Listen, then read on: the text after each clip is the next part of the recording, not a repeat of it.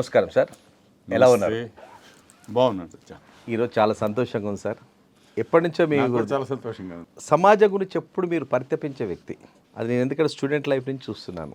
ఆ సమాజం అనే భావన సార్ మీకు చిన్నప్పటి నుంచే ఒక సమాజానికి I have to do something, నేను ఒక ఐఏఎస్ అయితేనే నేను చేయగలుగుతాను, ఆ దృక్పథం ఎలా వచ్చింది సార్ మీకు?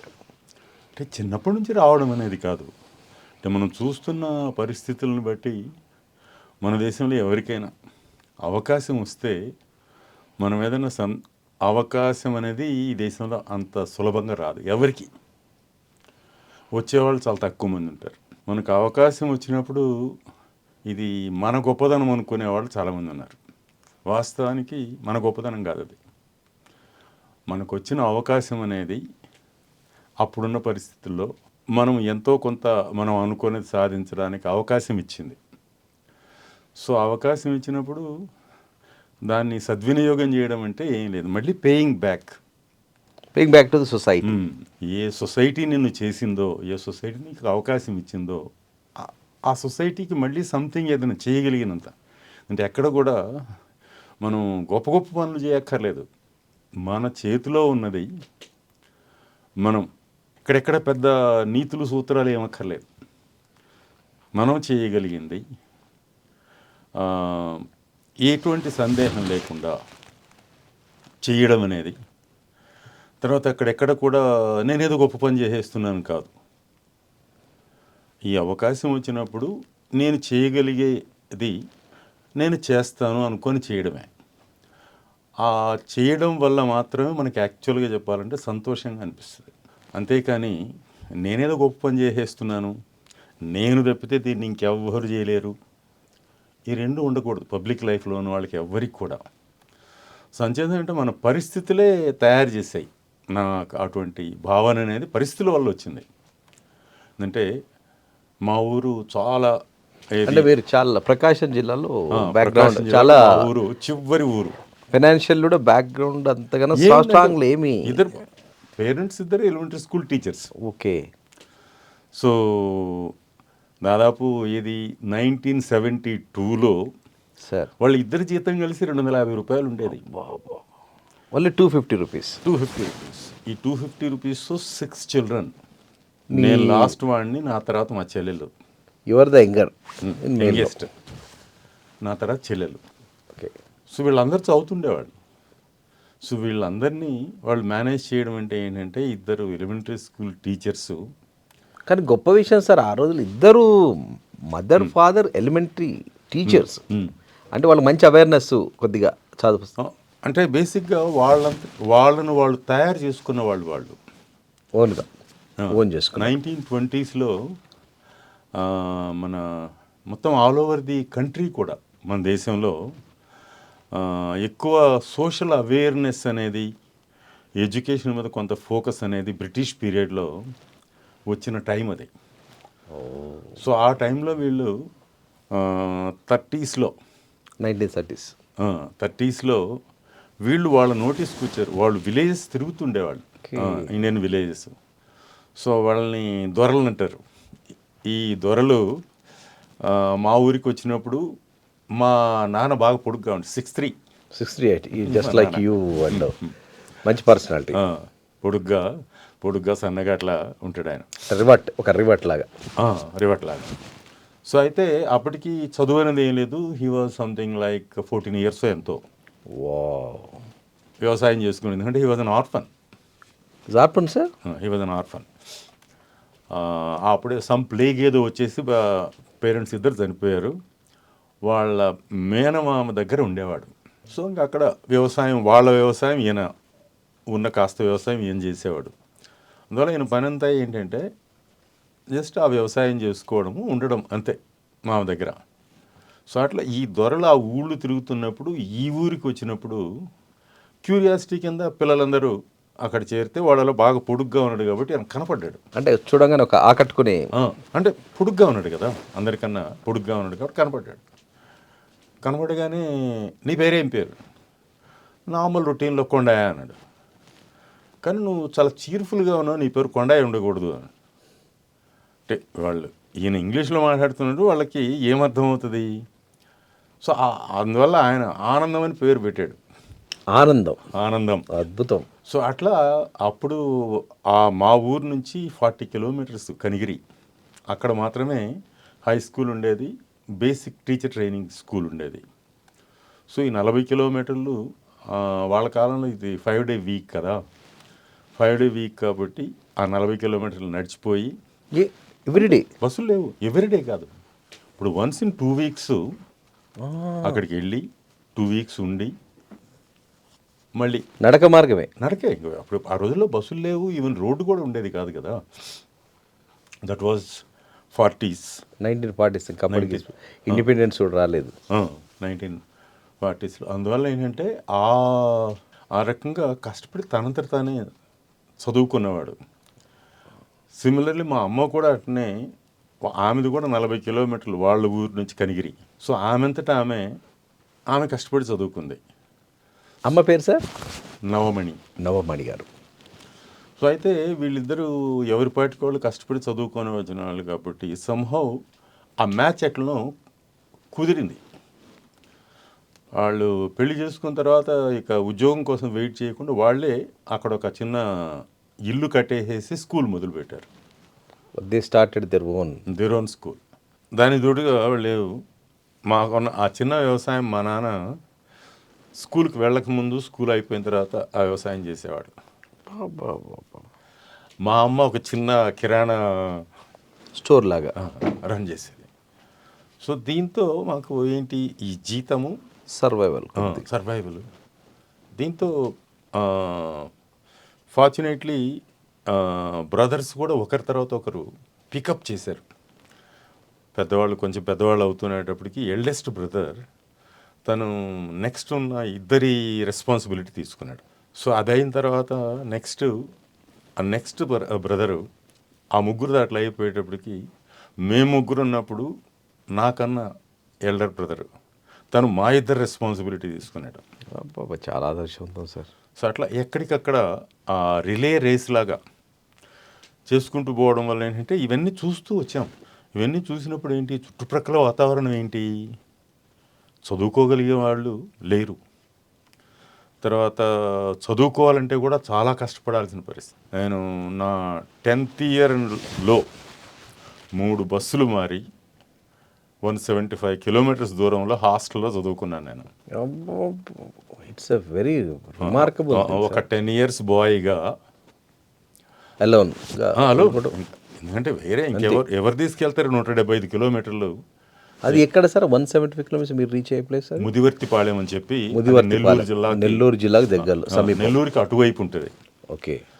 సో మా ఊరు నుంచి 8 కిలోమీటర్స్ నడిచిపోయి అక్కడ బస్సు ఎక్కాలి, ఫస్ట్ బస్సు.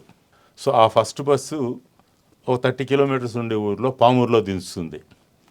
ఆ పామూరులో ఇంకొక బస్సు ఎక్కి నెల్లూరులో దిగాలి. నెల్లూరులో ఇంకొక బస్సు ఎక్కి ముదివర్తిపాళెంలో దిగాలి. సో 10 ఏళ్ల పిల్లాడు. సో ఇది నాకు 10th year నుంచి అలవాటైపోయింది. అంటే కష్టం అనేది ఇక మీరు అలవలక దానిలో మీరులో ఇమర్చుకున్నారు, అంతే. ఇక అలవాటైపోయింది. ఎందుకంటే తెలుస్తున్నది కదా మనకి. యూజువల్గా చిన్నపిల్లవాడిగా అడగడం అనేది ఉండేది. మా అమ్మ నాన్నని నన్ను ఎక్కడైనా దగ్గర చేర్చండి అని చెప్పి, వాళ్ళు అట్నే అనడం అనేది. బట్ స్కూల్ ఓపెన్ కాగానే మళ్ళీ పద, మీరు పోయి వాళ్ళు పద అంటే ఇంకా బయలుదేరడమే, మీ గమ్యానికి మీరు చేరుకోవడం తప్పితే ఎక్కడ కూడా వాళ్ళు టిపికల్ పేరెంట్స్ లాగా అట్నే అని అనడం అనేది ఉంటుంది. పరిస్థితులు అనేవి అనుకూలించవు కాబట్టి స్కూల్ మొదలు కాగానే ఇంకా పద అనగానే ఇంక దీని గురించి నేనేం మాట్లాడుకొని నేను పెట్టేది చిన్న ట్రంక్ పెట్టి ఉండేది కదా, అది ఎత్తుకొని సర్దుకొని బయలుదేరడమే. సో ఇట్లా 6th class to ఇప్పుడు ఆ మాటకు వస్తే అంతే. నా 10th year నుంచి I was on my own. Your own survival. కాస్త డబ్బులతో నా అలవెన్స్ అనేది 5 rupees ఉండేది పర్ మంత్ మా పేరెంట్స్ నుంచి. సో ఆ 5 rupeesతో ఇది పుస్తకాలు ఇటు పేరెంట్స్ కొనిస్తారు. నోట్స్లో లేకుంటే చిన్న ఏదైనా అవసరాలు ఉంటాయి కదా, సబ్బు, నూనె, ఇటువంటివి ఇవి కాకుండా అంటే హాస్టల్లో ఉంటాం కాబట్టి ఆ, అది ప్రైవేట్ హాస్టల్. వెంకురెడ్డి గారు అని చెప్పి ఆయన పెట్టారు ప్రైవేట్ హాస్టల్. అంటే ఒక charity kind of charity but attach to జిల్లా పరిషత్ స్కూల్. ఓకే. సో అయితే వాళ్ళ ఒక పెద్ద తోట ఉండేది కాబట్టి కూరగాయలు భోజనం రీజనబుల్గా బాగానే పెట్టేవాళ్ళు, కానీ ఒక్కోసారి ఆ, తినబుద్ధి అయ్యేది కాదు. యూజువల్ ఇప్పుడు ప్రాబ్లమ్స్ లాగా ఇది పురుగులు వచ్చాయని అటువంటిది ఉండేది కాదు. బట్ రొటీన్గా రోజు ఒకే రకంగా. అంటే మీకు బోరు అంటే ఒక సో అప్పుడు ఏం చేయడానికి వీలు పడేది కాదు. నా క్లాస్మేట్స్ కొందరు వాళ్ళకి బాగా డబ్బులు వచ్చాయి. అది చూసినప్పుడు అనిపించేది, అరే మనం కూడా తింటే బాగుండు కదా అని చెప్పి. తినడానికి లేదు, బట్ అది ఎప్పుడు మైండ్లో ఉండేది కాదు. దానికి రీజన్ ఏంటంటే స్కూల్లో ఎప్పుడు కూడా టీచర్లు అందరూ నన్ను ఎంకరేజ్ చేయడానికి బేసిక్ రీజన్ ఏంటంటే వాళ్ళు ఏదైనా అడిగితే నేను వెంటనే చెప్పేవాడిని. అందువల్ల వాళ్ళు ఏం చేసేవాళ్ళంటే నన్ను చెప్పనిచ్చేవాళ్ళు కాదు. అడిగితే వీడు చెప్పేస్తాడు అని చెప్పి. అంటే మీరు క్లవర్గా అంటే యువర్ టాపర్గా. సో అందులో వాళ్ళు ఏం చేసేవాళ్ళంటే అందరినీ అడిగి చివరిలో నన్ను అడిగేవాడు. మాకు ఇంట్రెస్టింగ్ టీచర్ ఉండేవాడు, ఇంగ్లీష్ అండ్ సోషల్, ఓబయ్య అని చెప్పి. ఓబయ్య గారు ఏం చేసేవారంటే ఇట్లా ఈ రకంగా చేసి అందరినీ కొట్టుకుంటూ వచ్చి చెప్పలేదని చెప్పి నన్ను కూడా కొట్టేవాడు. అలవాటు. కంటిన్యూ ఆ ప్రాసెస్లో ఇనర్షియా అంటారు దాన్ని. అంటే చేస్తున్న దాన్ని కంటిన్యూషన్లో నన్ను కూడా కొట్టేవాడు. సో బట్ సరదాగా ఉండేది, కానీ బాగా నేర్పించేవాడు. సో అట్లా ఏంటంటే క్లాస్లో తర్వాత పోతే టీచర్లు నా పరీక్ష నేను రాసుకుంటూ మిగిలిన వాళ్ళందరినీ రాయించి ఇన్స్పిరేషన్ మళ్ళీ పేపర్లన్నీ కలెక్ట్ చేసేసి టీచర్కి తీసుకుపోయి ఇవ్వాలి వాళ్ళ స్టాఫ్ రూమ్లో ఉంటే. ఇటువంటివన్నీ చూస్తూ అంటే సిఆర్ పనులు కూడా చేశారు, క్లాస్ రిప్రజెంటేటివ్ లాగా అంతే. సో అట్లా ఇవన్నీ దీనివల్ల ఏంటంటే ఈ హాస్టల్లో ఉండేది ఇది ఇబ్బంది అనిపించేది కాదు. తర్వాత పోతే సాయంత్రం అయ్యేటప్పటికి పెన్నా అనేది ఉంది. వెళ్ళి స్నానం చేయడము, ఇసుకలో ఆడుకోవడము, ఇవన్నీ ఉండేవి కాబట్టి ఎక్కడ కూడా ఆ బోర్ ఫీలింగ్ రాలేదు. అది టెంపరీ ప్రాబ్లమే, అరే వాళ్ళ మాదిరి తింటే బాగుండని. But most of the time ఈ స్కూల్ వాతావరణం, సాయంత్రం అయ్యేటప్పటికి పెన్నా అనేది వాతావరణం, తర్వాత పోతే 8th 9th క్లాస్కి వచ్చేటప్పటికి మా సీనియర్స్ ఉంటారు కదా హాస్టల్లో, వాళ్ళకి రకరకాల పుస్తకాలు సప్లై చేయాలి, నవలలు. ఆ ప్రాసెస్లో నేను కూడా చెత్త చెదారం అంతా చదివేవాడిని. మీ నవలల్లో your good writer, your good. Detective నవలలు, ఏదంటే రకరకాల నవలలు, ఇవన్నీ సెక్స్ నవలలు ఎన్ని ఉంటాయి. అవును, పత్రికలు వచ్చేవి కదా హాస్టల్కి. నాలెడ్జ్, అన్ని నాలెడ్జ్, అన్ని రకాలు చెత్త చెదారం అంతా చదివేవాడిని. నేను కూడా చదివేవాడిని. అంటే ఎందుకంటే వాళ్ళు నా చేత ఎందుకు తెప్పించేవాళ్ళు అంటే వీడు తెస్తాడని ఎవరు నమ్మరు కదా అని. వాళ్ళకి నేను ఎందుకు అంబాసిడర్ని అంటే ఒక ఒబీడియంట్ స్టూడెంట్, క్లాస్ రిప్రజెంటేటివ్, ఒక క్లాస్ టాపర్, వీడు సప్లై చేస్తాడు ఈ పుస్తకాలు అంటే నమ్మరు కదా ఎవరు అని చెప్పేసి నా చేత ఈ బుక్లెట్లు తెప్పించుకునేవాళ్ళు. సో ఈ ప్రాసెస్లో నేను కూడా చదివేసేవాడిని. సో అందువల్ల ఏంటంటే చదవడంలో ఉన్న ఇంట్రెస్ట్ రావడం అనేది ఒకటి, తర్వాత ఇక్కడ క్లాస్లో టీచర్లు అందరూ బాగా చూసుకోవడం ఒకటి, వీటన్నిటి వల్ల ఏంటంటే హాస్టల్లో ఉన్న కాసేపు ఆ భోజనం చేస్తున్న టైంలో తప్పితే, అందువల్ల ఇప్పటికి కూడా అలవాటు అయిపోయింది నాకు భోజనం టైంలో తప్ప. దానికన్నా ముందు గుర్తురాదు, తిన్న తర్వాత కూడా గుర్తురాదు. ఏమి తినబోతున్నామనే సంగతి నేను ఎప్పుడూ ఆలోచించను, ఏమి తిన్నామని కూడా ఆలోచించరు. తర్వాత ఆ టైంలో ఏదో ఒకటి తినడం కావాలి. అంటే నేను పర్టికులరే కానీ భోజనం శుభ్రంగా ఉండాలి, టేస్టీగా ఉండాలి పర్టికులర్ కానీ, బట్ ఏదీ లేకపోతే తినడం మానేస్తాను హ్యాపీగా. ఎక్కడ అరే నాకు భోజనం లేదే అనే అది ఉండదు, నాకు ఆ ఫీలింగ్ రాదు. సో అందువల్ల ఏంటంటే ఇవన్నీ చూస్తూ వచ్చాను కదా. నియర్లీ 6 years కంటిన్యూస్గా ఆ బస్సులో వెళ్ళడం అనేది కానీ, నాతో పాటు ఉన్నవాళ్ళు కూడా అటువంటి పిల్లలై ఉండేవాళ్ళు. వీళ్ళందరితో కలిసి ఉన్నప్పుడు జనరల్ వాతావరణం ఆ, చదువుకోవడానికి ఎంత కష్టపడాలి, తర్వాత అదే టైంలో ఒక్కోసారి ఏం చేసేవాళ్ళం అంటే 8th క్లాస్ 9th క్లాస్కి వచ్చినప్పుడు కొంచెం పెద్ద పిల్లలం అయ్యాం కదా, ఈ వరి కోతల టైం వచ్చినప్పుడు ఆ ఆ మోపులు మోయడానికి వెళ్ళేవాళ్ళం. ఓ మోస్తే ఏమయ్యేదంటే వాళ్ళు మంచి భోజనం పెట్టేవాళ్ళు, పెద్ద పుచ్చకాయ ఇచ్చేవాళ్ళు, మంచి పుచ్చకాయ బాగా పండింది. సో హ్యాపీగా భోజనం చేసేసి పుచ్చకాయ తిని సాయంత్రం 8కి వెళ్తే ఒక్కోసారి ఆ దోసకాయలు కోయడానికి కూడా డబ్బులు ఇచ్చేవాళ్ళు. పెన్నా నదిలో సమ్మర్ సీజన్లో ఏం చేస్తారంటే గట్ల మీద, అంటే నీళ్ళ ఆ గట్ల మీద అంతా ఈ దోస వేస్తారు, దోసపాదులు. సో వేస్తే ఇంకా ఆ దోసకాయలు కొయ్యడానికి ఒక దోసకాయ ఇచ్చి పావుల డబ్బులు ఇస్తారు. కావాలంటే ఆ రోజు మంచి పైసలు కదా. ఇంతెందుకు, నేను ఎంత 12-14 కిలోమీటర్లు నడిచిపోతే మా అన్న నాకు పావలా ఇచ్చేవాడు. మా అన్న అక్కడ పల్లెపాడులో టీచర్ ట్రైనింగ్లో ఉండేవాడు. నేను ఇక్కడ ముదిర్తిపాడెంలో ఉన్నప్పుడు ఆయన 2 years అంతా నడకే సార్, ఇక మొత్తం టోటల్ మొత్తం నడకే. నడకలో ఏది చేసినా నడకే. ఇది నడిచిపోతే ఆయన పావలా ఇచ్చేవాడు.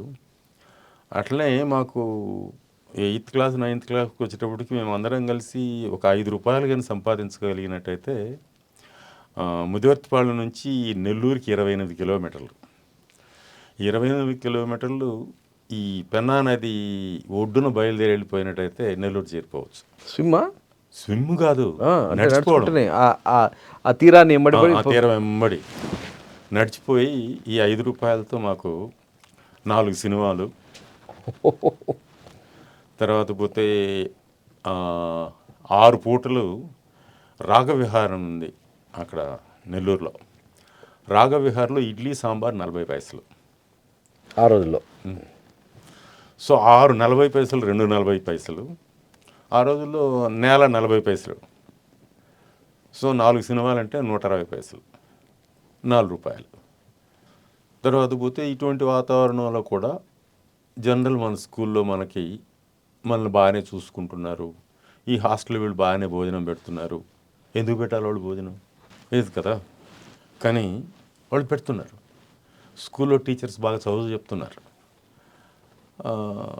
అందువల్ల ఏంటంటే ఇవన్నీ కూడా ఒక రకమైన మనం కూడా బాధ్యతగా ఉండాలి, ఇన్స్పిరేషన్, బాధ్యతగా ఉండాలి. ఎక్కడ కూడా నాకు ఇది లేదని చెప్పడం అనేది భావ్యం కదా. వద్దు. ఉన్నదేదో ఉన్నదంతా మనం ఏంటి, ఇది కూడా లేని వాళ్ళు ఎంతోమంది ఉన్నారు కదా. కాబట్టి మనకేమున్నదో దాంతోనే. సో అంచేత ఏంటంటే సమాజాన్ని గురించి అది పనిగా ఆలోచించింది కాదు, అది చూస్తూ ఉన్నాం కాబట్టి మొట్టమొదటి వచ్చింది బాధ్యత. అంటే ఏంటి, చదువుకోకపోతే వేరే మార్గం లేదని చెప్పి.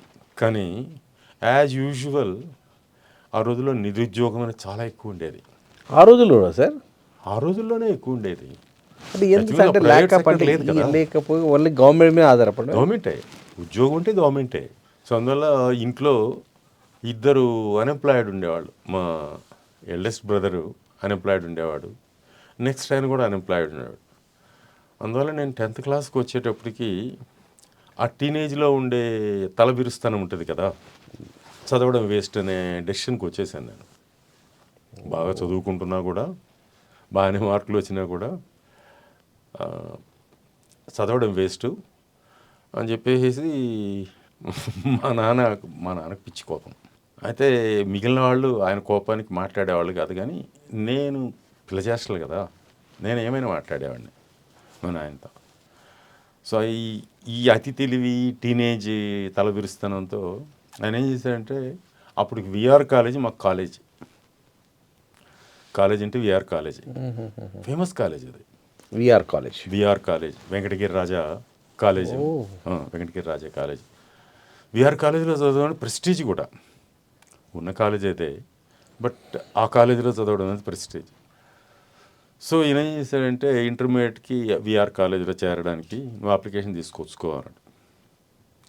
నేను ఇది ఈ ఆలోచనలో ఉన్నాను కదా, ఎందుకు దండగా ఇద్దరు చదివి ఆల్రెడీ ఖాళీగా ఉన్నారు. ఆ, ఏం చదివి చేసేది ఏముంది అని చెప్పేసి నేను హ్యాపీగా అలవాటైన ప్రకారం ప్రేమ్ నగర్ దసరా బుల్లోడు సినిమా, హ్యాపీగా దసరా బుల్లోడు సినిమా చూసి ఒక మంచి హ్యాండ్ కర్చీఫ్ కొనుక్కొని ఇంటికి వెళ్ళాను.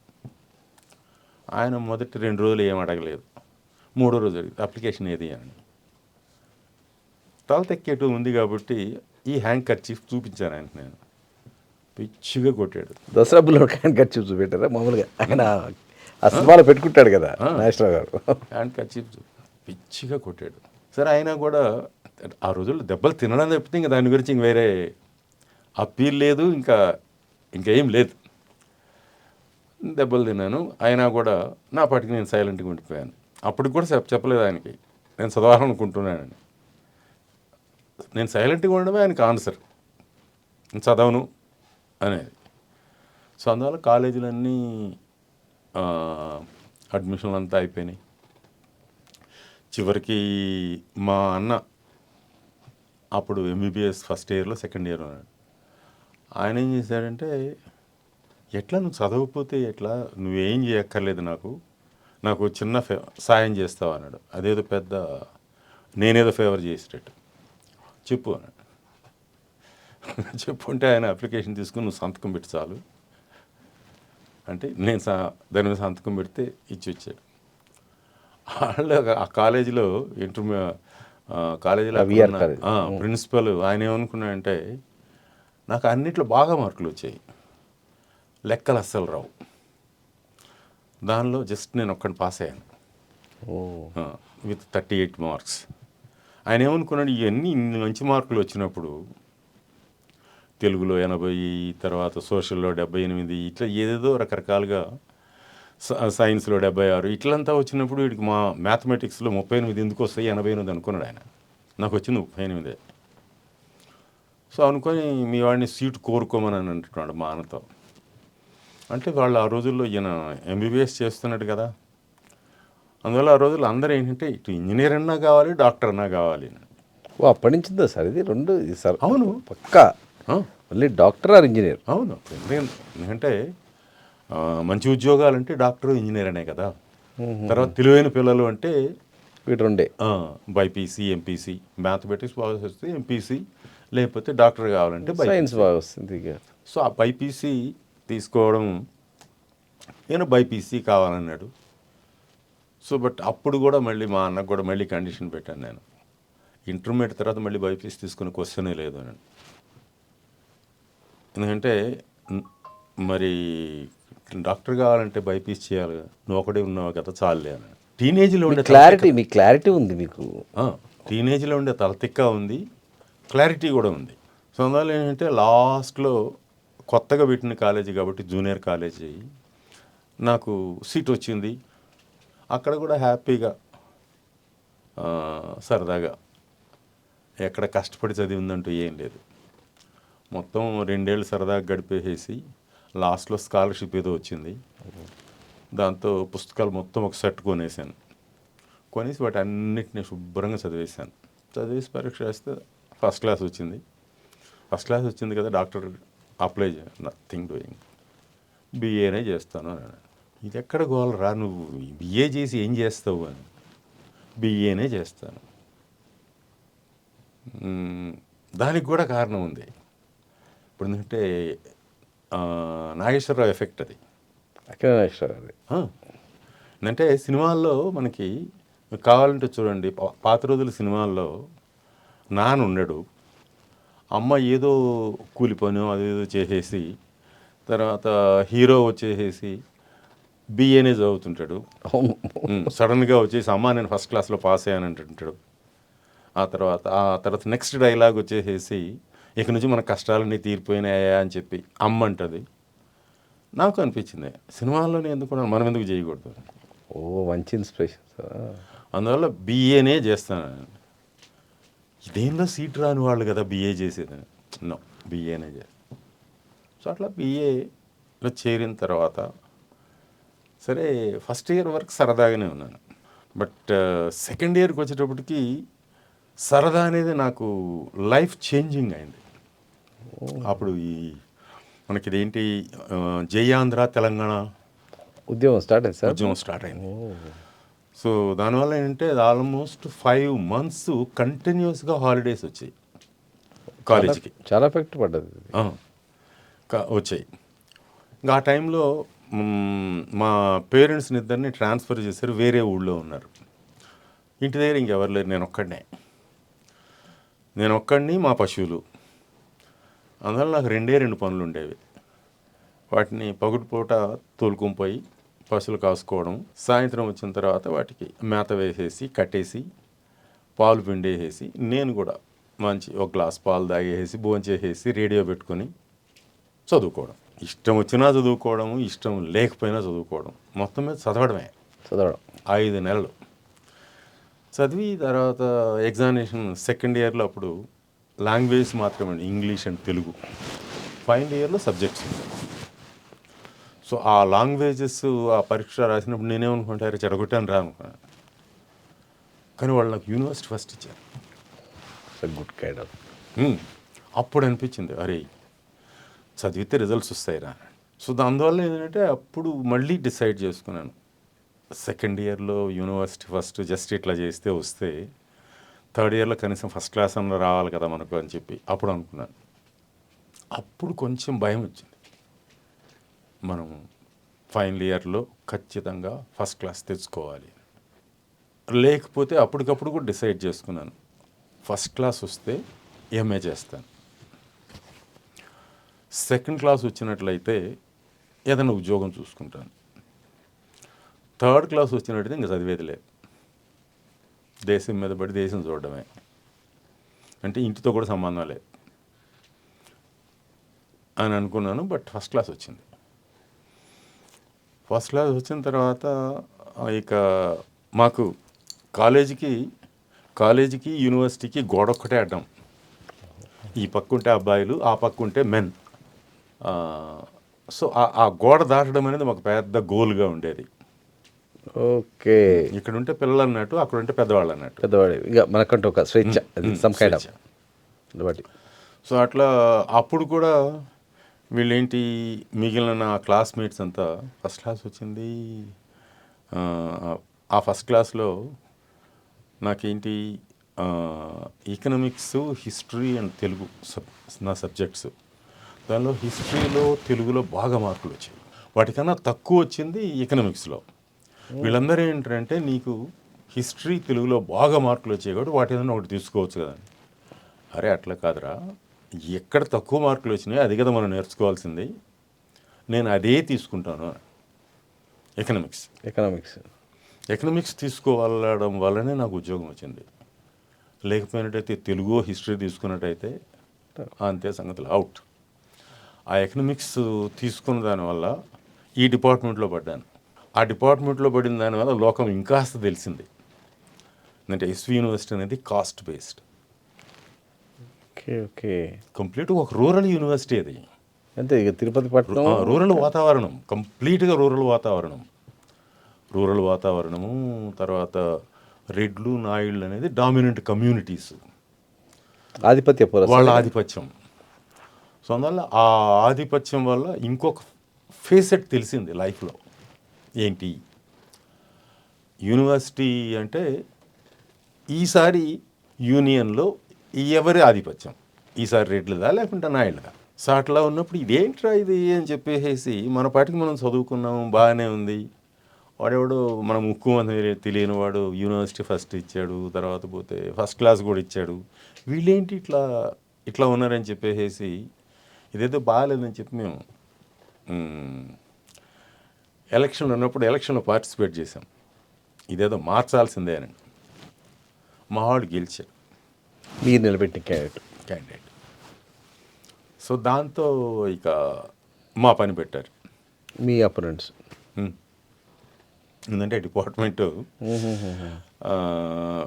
పెట్టి ఇక సెకండ్ ఇయర్కి వచ్చేటప్పటికి నాకే అనిపించింది ఇక్కడ మనం ఉండలేము. ఎందుకంటే వీళ్ళు ఫస్ట్ ఇయర్లోతోనే తెలిసిపోయింది సరిగ్గా మార్కులు ఇవ్వలేదు. సెకండ్ ఇయర్కి వచ్చేటప్పటికి మనల్ని ఫెయిల్ చేయలేరు కాబట్టి ఎందుకంటే డిగ్రీ ఫస్ట్ క్లాస్ వచ్చిన వాడిని ఫెయిల్ చేయడం అనేది కొంచెం ఇబ్బందిగా అనిపిస్తుంది. ఫెయిల్ చేయాలి కాబట్టి ఏదో ఒక మార్కులు ఇచ్చేసి వదిలేస్తారు వీళ్ళు అని చెప్పి వీళ్ళ రిజల్ట్స్ రాకముందే నేను అంతకుముందు ఎప్పుడో చెప్పినట్టు అనుకోకుండా చూస్తే పేపర్లో అడ్వర్టైజ్మెంట్ ఒకటి వచ్చింది. ఢిల్లీలో జవహర్లాల్ నెహ్రూ యూనివర్సిటీలో జేఎన్యూలో ఇంటర్వ్యూకి వెళ్తే రాను పోను ఛార్జీలు ఇస్తారంత, థర్డ్ క్లాస్ ట్రైన్ టికెట్ ఇస్తారు అని చెప్పి. సో ఆ ట్రైన్ టికెట్ ఇస్తారంటే నాకేమనిపించింది, సరే అక్కడికి వెళ్ళి సీట్ వస్తే బాగానే ఉంది, లేకపోతే ప్రభుత్వం వారి ఖర్చులతో తాజ్మహల్ అయిన చూసి రావచ్చు కదా. Taj Mahal famous, okay. దారిలో ఆగ్రా ఉంది, తాజ్మహల్ చూసి రావచ్చు. సో వస్తూ నేను సీట్ వస్తుందో లేదో అని చెప్పేసి తాజ్మహల్ చూసే వచ్చాను నేను. మళ్ళీ తిరిగి వస్తామో లేదో అని చెప్పి. బట్ తిరిగి ఇక్కడికి వచ్చేటప్పుడు సీటు కూడా వచ్చింది. మీ క్లారిటీ చాలా ఉంది. అంటే క్లారిటీ అంటే పరిస్థితులు, ఎక్కడికక్కడ పరిస్థితులు. సార్ ఇప్పుడు అక్కడ సీట్ వచ్చింది, ఫెలోషిప్ వచ్చింది. ఫెలోషిప్ వచ్చిన తర్వాత జేఎన్యూ వాతావరణం అనేది కంప్లీట్ కాంట్రాస్ట్గా ఉంటుంది. అది టోటల్ ఇండియా. ఎస్వి యూనివర్సిటీలో కులాధిపత్యం అనేది కనపడితే అక్కడ వాళ్ళ కులాన్ని గురించి మాట్లాడరు, కానీ అండర్లయింగ్ అదే ఉంటుంది అక్కడ కూడా. అక్కడ అదే అంతే. భారతదేశంలో ఎక్కడికి వెళ్ళినా కూడా కులాన్ని తప్పించుకోలేరు. It's a fact of life. అంటే ఎందుకు సార్ అంత కులం మీద, అంటే ఫస్ట్ నుంచి అది అలవాటు అయిందా? కాదండి, అంటే అదొక వ్యవస్థ. ఆధిపత్య పోరు కోసమేనా? ఆధిపత్య పోరు కాదు, అది జీవన విధానం అయిపోయింది. అది సరళీకృతం అట్లా చేసుకుంటూ వచ్చేస్తున్నారు. అంటే దాన్ని మీరు యాక్సెప్ట్ చేయడం అనేది నార్మల్ అన్నట్టుగా అయిపోయింది. దాన్ని క్వశ్చన్ చేయడం అనేది, దానివల్ల మీరు ప్రాబ్లమ్స్ ఫేస్ చేస్తారు తప్పితే దాన్ని మీరు మార్చగలిగే అవకాశం ఎందుకు లేదు అంటే, మెజారిటీ పీపుల్ పని చేసుకునేవాళ్ళే. ఓకే. మైనారిటీ పీపుల్ మాత్రమే పెత్తనం చేయగలిగేవాళ్ళు. పెత్తనం చేయగలిగే వాళ్ళ చేతుల్లో రిసోర్సెస్ ఉన్నాయి, భూమి వాళ్ళ చేతుల్లో ఉంది, నీళ్లు వాళ్ళ చేతుల్లో ఉంటాయి. భూమి నీళ్లు ఉంటే ఏమవుతుంది? ఫైనాన్షియల్ సౌండ్ అవుతారు. అయినప్పుడు వాళ్ళ కోసం ఇప్పుడు మన విలేజ్ సిస్టమ్ చూడండి ఎలా ఉంటుందో. రైతు తన సేద్యం చేసి పండించిన తర్వాత మిగిలిన వాళ్ళందరూ ఆ పంట కోసం వెయిట్ చేయాలి. సాకలి, మంగలి, కమ్మరి, కుమ్మరి, కంసాలి, ఆ సిస్టమ్ ఉండేది. దాన్ని అది నార్మల్ అనుకునేవాళ్ళు. వీళ్ళందరికీ ల్యాండ్ ఉండేది కాదు, తనకు ల్యాండ్ ఉంది, తను పండిస్తే మిగిలిన వాళ్ళందరూ ఆ పంట కోసం వెయిట్ చేయడం అనేది అది నార్మల్ అనుకున్నారు. కానీ మిగిలిన వాళ్ళందరికీ ఎందుకు ల్యాండ్ లేదనేది క్వశ్చన్ వచ్చేది కాదు.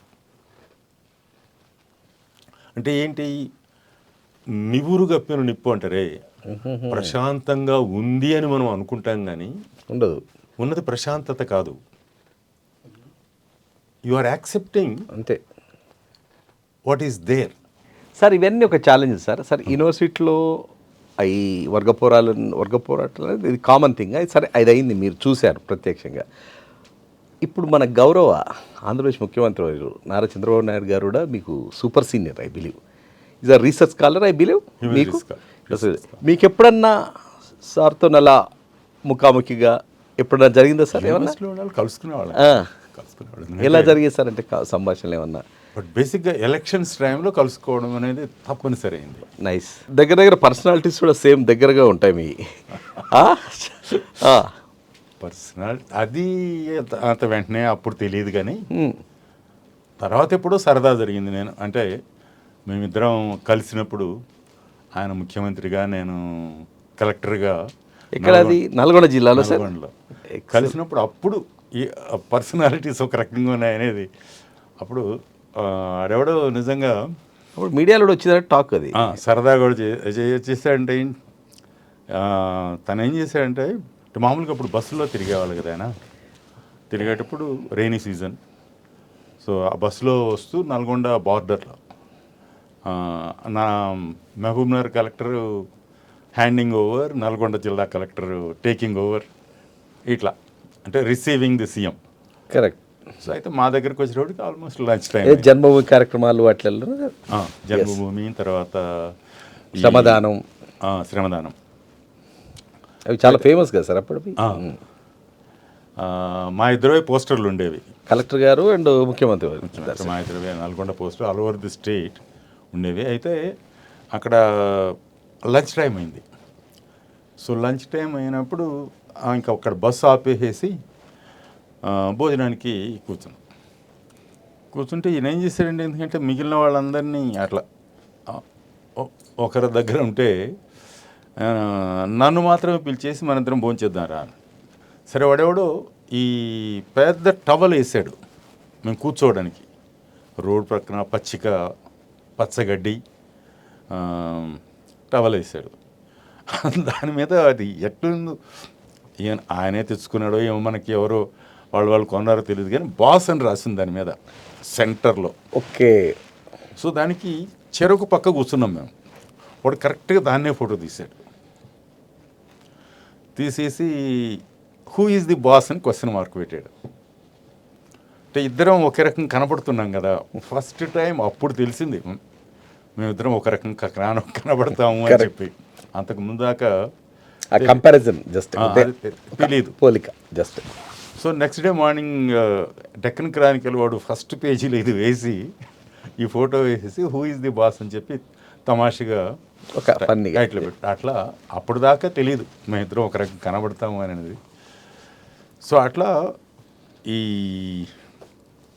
యూనివర్సిటీ రోజులు ఏంటంటే ఎలక్షన్స్ అని చెప్పాను కదా, ఎలక్షన్స్ టైంలో కలుసుకోవడం తప్పనిసరి అయింది.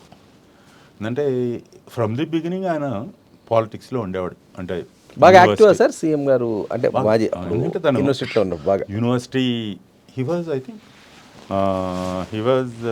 యూనివర్సిటీ యూనియన్ లీడర్ తను స్టూడెంట్గా ఉన్నప్పుడు. స్టూడెంట్ పాలిటిక్స్లో ఉండేవాడు. సో మా టైంకి వచ్చేటప్పటికి సో ఇంకా వన్ ఆఫ్ ది రెసిడెంట్ ట్యూటర్స్గా కూడా ఉండేవాడు ఆయన. Scholar, research scholar, research scholar. I believe sir కూడా ఎకనామిక్స్ మీ బ్రాంచ్. ఒకే డిపార్ట్మెంట్ వాళ్ళం. సో అందువల్ల ఏంటంటే ఆయన ఏది యూనివర్సిటీ పాలిటిక్స్లో రెగ్యులర్గా ఉండేవాడు. సో ఇక మేము పాలిటిక్స్లో దిగాం కాబట్టి తప్పనిసరి అయింది. సో ఆ తప్పనిసరి అయిన టైంలో యాదృచ్ఛికం స్టూడెంట్ లైఫ్తోని మళ్ళీ ఆయన గౌరవ సీఎంగా ఉండడం, మీరు కలెక్టర్గా ఉండడం, one of the SV university one of the best pillars. 78లో నేను తిరుపతి నుంచి ఢిల్లీ వెళ్ళిపోయాను. నేను 78లోనే ఆయన తొలిసారి ఎమ్మెల్యే అయ్యారు. ఆ తర్వాత మళ్ళీ ఎప్పుడు టచ్ లేదు, ఇక టచ్ లేదు. తొలిసారి కలిసేటప్పటికి నేను ఆయన సీఎంగా నేను కలెక్టర్గా రిసీవ్ చేసుకున్నాను. సార్ ఇంకోటి విన్నాము, మీకు ఫస్ట్ సివిల్స్లో ఫస్ట్గా మీరు ఐపీఎస్ సెలెక్ట్ అయ్యారు. అవును, ఐపీఎస్గా మీరు సర్వీస్ చేశారు. సర్వీస్ చేయలేదు, ట్రైనింగ్ చేశారు. 1 year ట్రైనింగ్. మళ్ళీ ఎందుకు మళ్ళీ ఐఏఎస్ పోవాల్సి వచ్చింది సార్? పోవాల్సి వచ్చింది, నేను బిగినింగ్ నుంచి ఐఏఎస్ ఆఫీసర్ కావాలనుకున్నారు. అందులో పోవాల్సి వచ్చింది అనేది కాదు, జనరల్గా ఎవరైనా కానీ ఐఏఎస్ఏ కావాలనుకుంటారు. మీ పర్సనాలిటీకి ఐపీఎస్ కూడా ఒక ఆ డ్రెస్లో మామూలు ఊహించుకుంటే ఒక రేంజ్లో ఉండేది. బట్ యాక్చువల్గా సరదాగా చెప్పాలంటే నాకు ఒక్కడికే మాత్రమే ఆలివ్ గ్రీన్ డ్రెస్ వచ్చింది. Olive green uniform. వావ్, వండర్ఫుల్గా ఉండేది అది. సరే, బట్ బేసిక్గా ఈ పర్సనాలిటీలు ఇది అనేది కాదు, మనకేం కావాలనేది ముఖ్యం. మనకి your goal is IAS, that's it. IAS తర్వాత పోతే ఇంక ఇప్పుడు ఐపీఎస్ అనేది యాక్చువల్గా చెప్పాలంటే ఐపీఎస్లో ఉండాలని నేను ఎప్పుడు అనుకోలేదు. తర్వాత ఐఏఎస్ అవుతామనే నమ్మకం కూడా ఉండేది నాకు. ఇంకా కాన్ఫిడెన్స్ మీరు ఫస్ట్ నుంచి ఒక యువర్ చిన్నప్పటి నుంచి మీకు ఒక కాన్ఫిడెన్స్ అయితే, అంటే మేబీ ఒక మనకి ఏది తెలియనప్పుడు ఆ ధైర్యం ఉంటుందేమో. అంటే రియల్ ప్రాబ్లమ్స్ తెలియకపోతే కొంచెం మొండి ధైర్యమో లేకుంటే తెలియని ధైర్యం మీద ఉంటుందేమో. కానీ ఇంకొక గొప్ప విషయం సార్, ఒక ఎస్వి యూనివర్సిటీ, ఒక ఉస్మాన్ యూనివర్సిటీ ఎలా కలుసుకున్నారు మేడంతో? మేడం నేను ఆల్మోస్ట్ సర్వీస్లో యాక్చువల్గా మేమిద్దరం బ్యాచ్ మేట్స్ మొత్తం. అంటే నేను ఐపీఎస్, ఆమె ఐఏఎస్ 81, మేడం 81 81 ఐఏఎస్, నేను 81 ఐపీఎస్.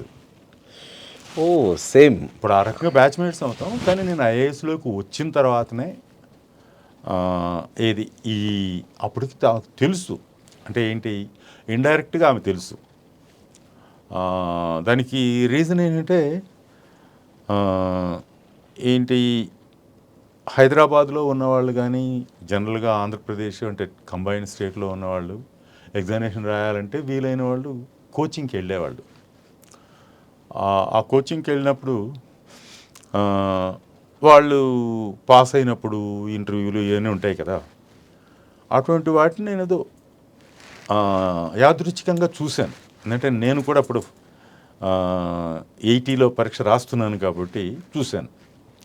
సో ఈమె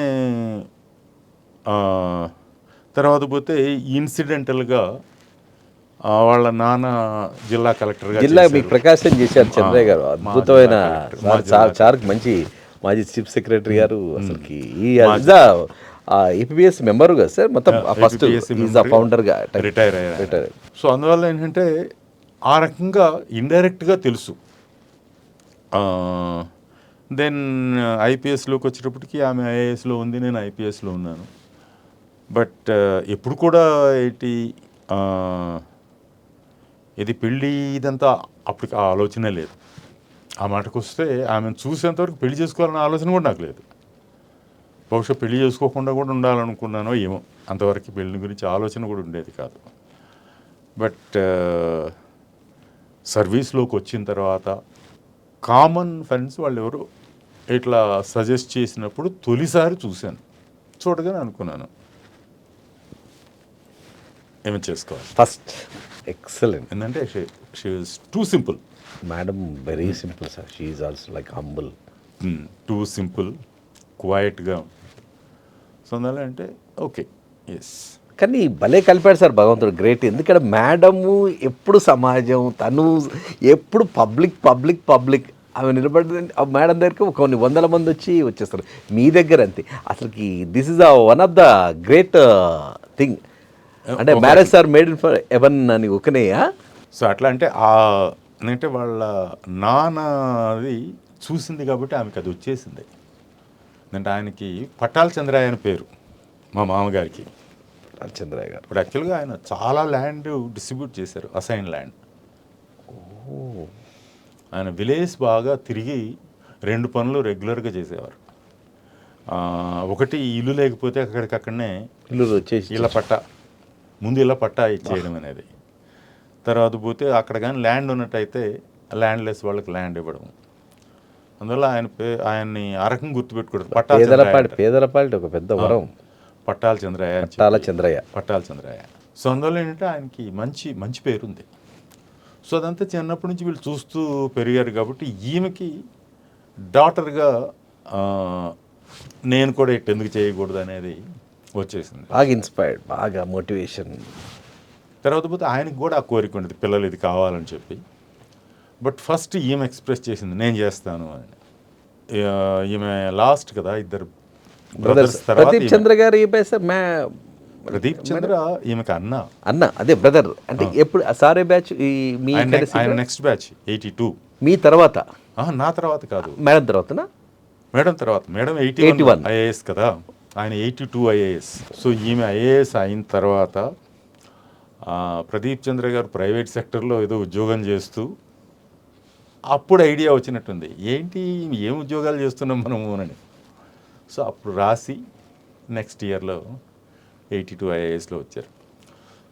సో అందువల్ల ఏంటంటే అది ఆమె వీళ్ళని ఆ వాతావరణం చూస్తూ పెరగడం అనేది ఒకటి.